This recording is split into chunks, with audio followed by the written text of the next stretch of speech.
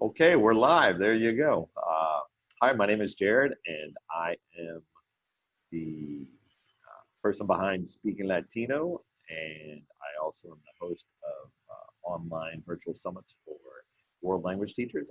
Today, I'm here with Sheri Plath, who is coming to us from Guatemala, where she is currently a teacher. And what we're going to go through real fast today is the new activities that Sheri is creating that are built around AP themes that we are sharing with our audience and members.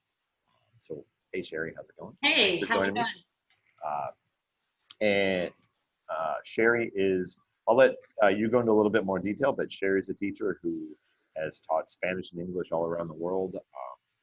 From memory, I know you've taught in Korea, Chile, the Middle East somewhere. I'm not sure exactly. Yeah, Dubai. Dubai, in the US, of course, and right now you are teaching in Guatemala. Right.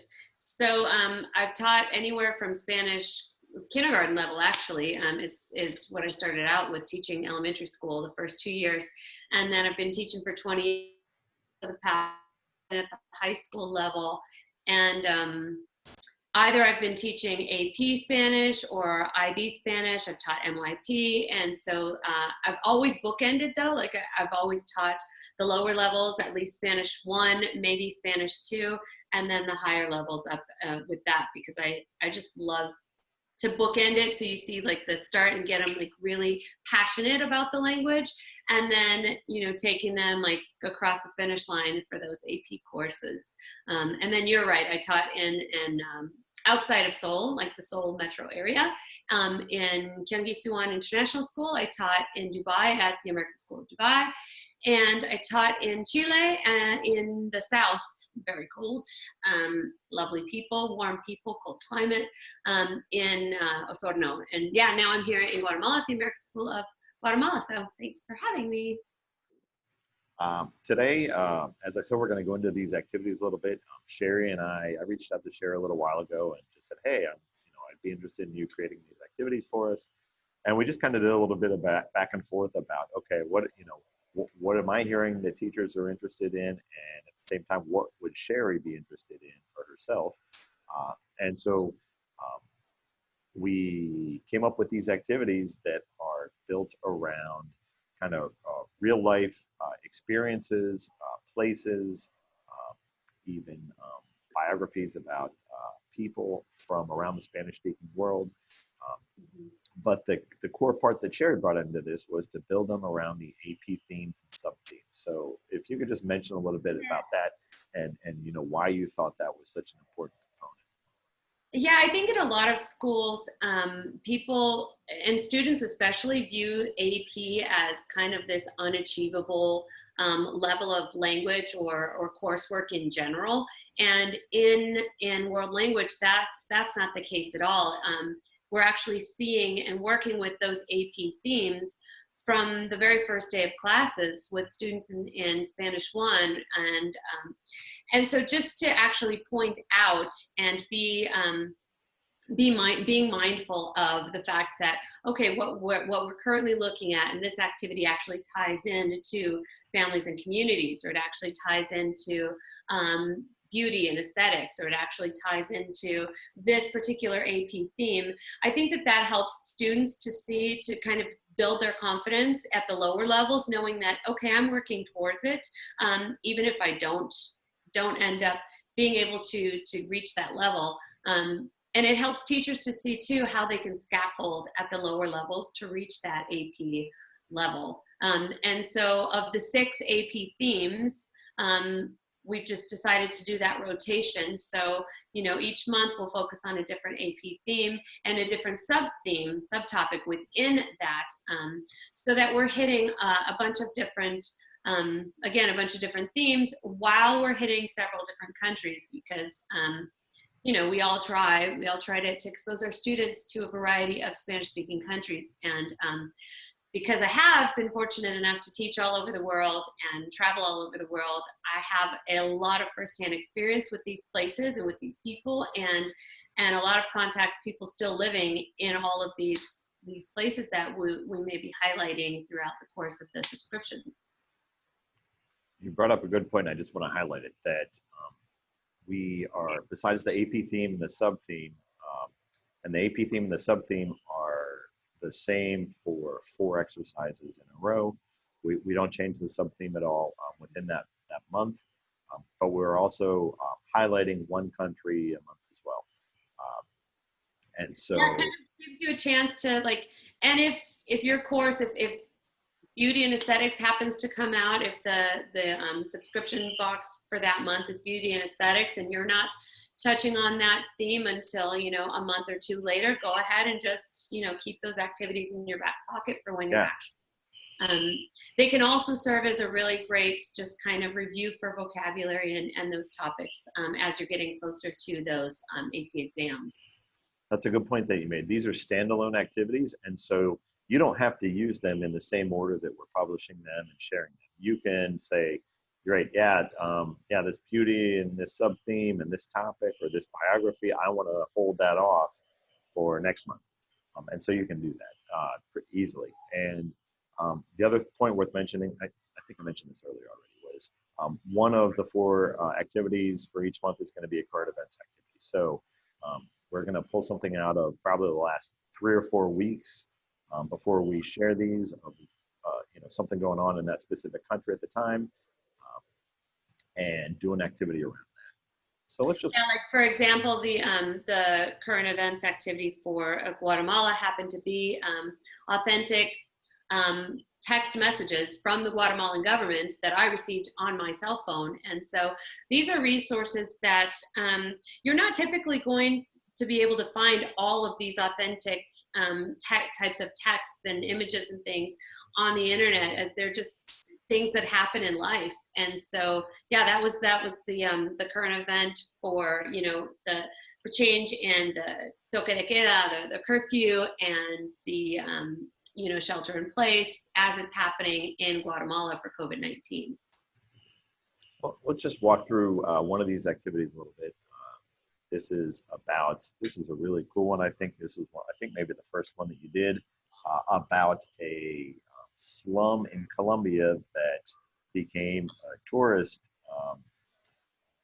destination because the inhabitants of this area decided to paint graffiti on the buildings and, you know, basically just pretty up and make it a cool place to visit and show off, you know, their artistry as well. So this activity happens to be, well, first let's see, the AP themes, beauty and aesthetics, and then visual arts. I can't see, and sending. Yes, so this particular activity, I also strive to choose what I think will be high interest to students. And after teaching high schoolers for 18 years, I have a pretty good idea of what that might be. And so they're all about narcos and Pablo Escobar. And so this particular activity ties right into that and like harnesses that interest that they already have for the Colombian drug lords. And so this is the neighborhood where it all went down, but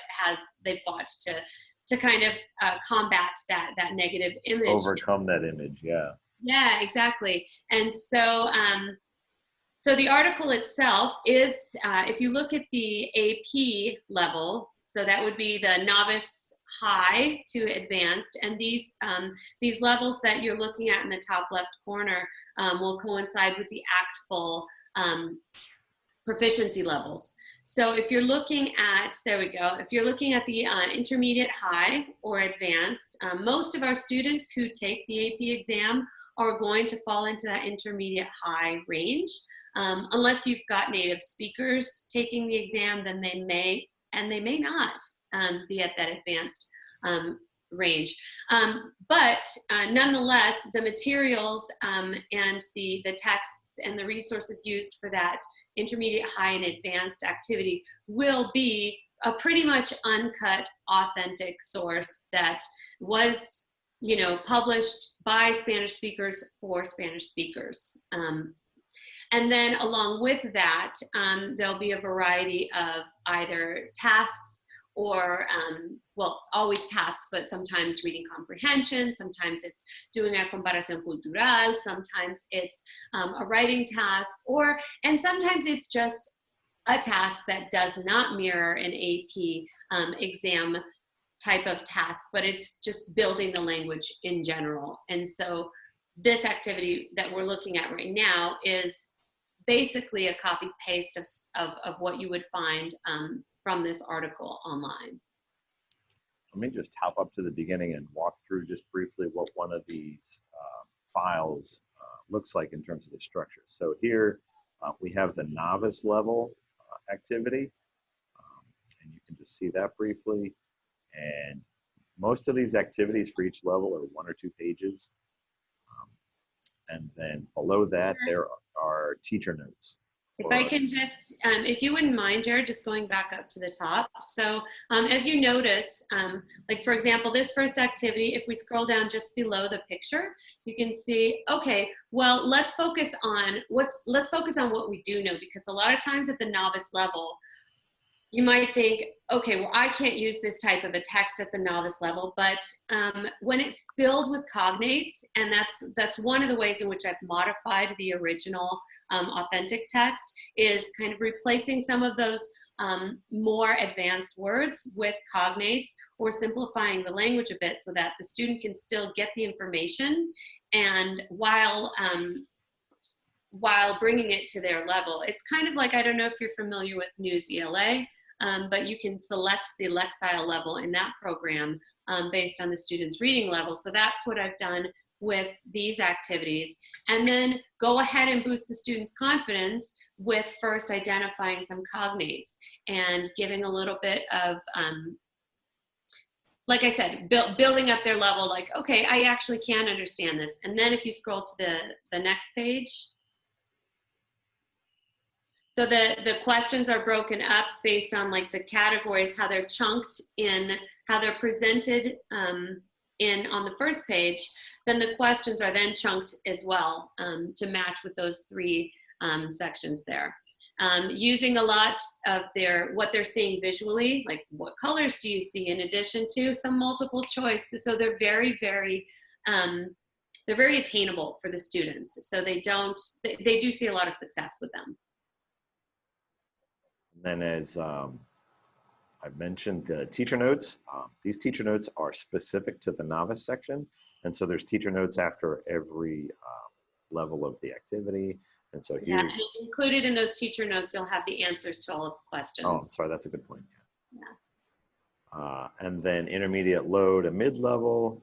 Yeah, this intermediate low, sorry, Jared, but intermediate low to mid would be most of your level 2 and 3s. The novice would coincide mostly with level 1, although you could be used at level 2 as well, depending on where your students are at. But yeah, level 2 or 3 is where this would coincide. And then again, the second page here, and the teacher notes with the answers. And then this is the page we looked at before. And this structure is pretty much the same structure for all the activities. Just the terms of use there. So that's the PDF of the activities there. And let's just hop over to this other one, just to show you a different one that we've done. And this one is a profile of Luis Van Ahn, who, if you don't know, is the Guatemalan inventor or creator of Duolingo.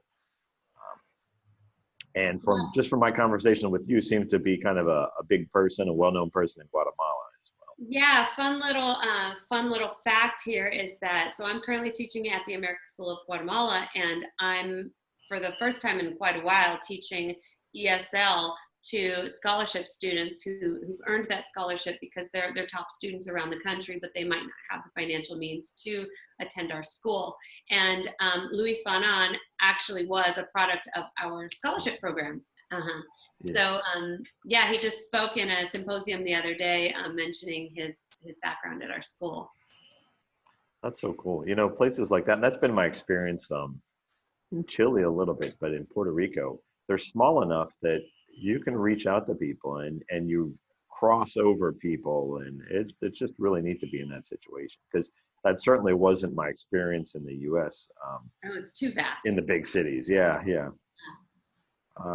So, you know, again, this is the novice level, intermediate, low to mid, and then moves on to the intermediate, high to advanced level with the answers in each and the teacher notes for each. I mean, I think that's about all I had written down for us to talk. Is there anything else you'd like to throw in there?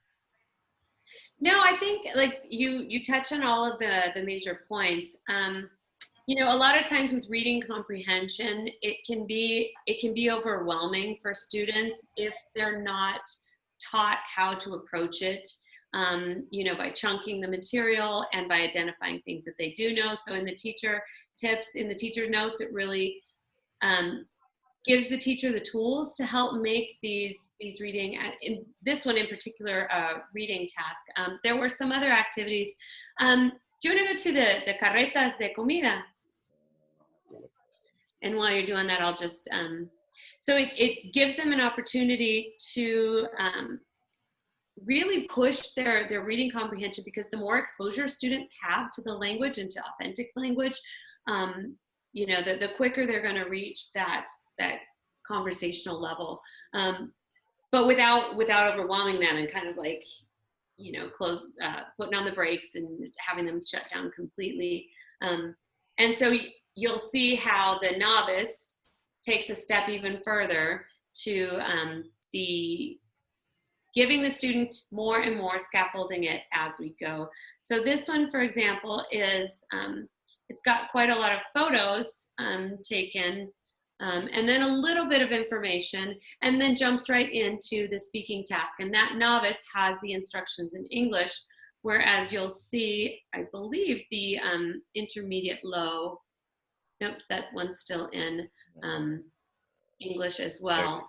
And then the AP one mirrors that comparación cultural task, which is part of the AP exam. And so, you know, we're always looking at making connections with our own culture to the target culture as early as the novice levels. And so you'll see those reflected in these activities as well.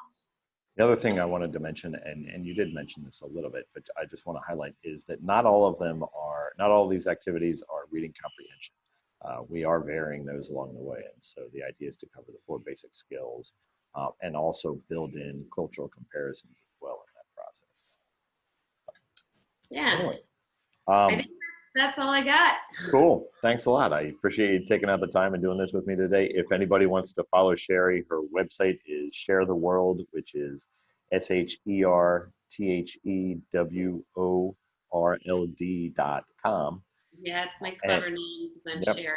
You know? And you can also find Sheri using that same name on Twitter and or somewhere Instagram. else. Instagram. There we go. Okay. Anyway, thanks a lot, Sheri. I appreciate it. Thanks. Okay. Okay. Bye-bye.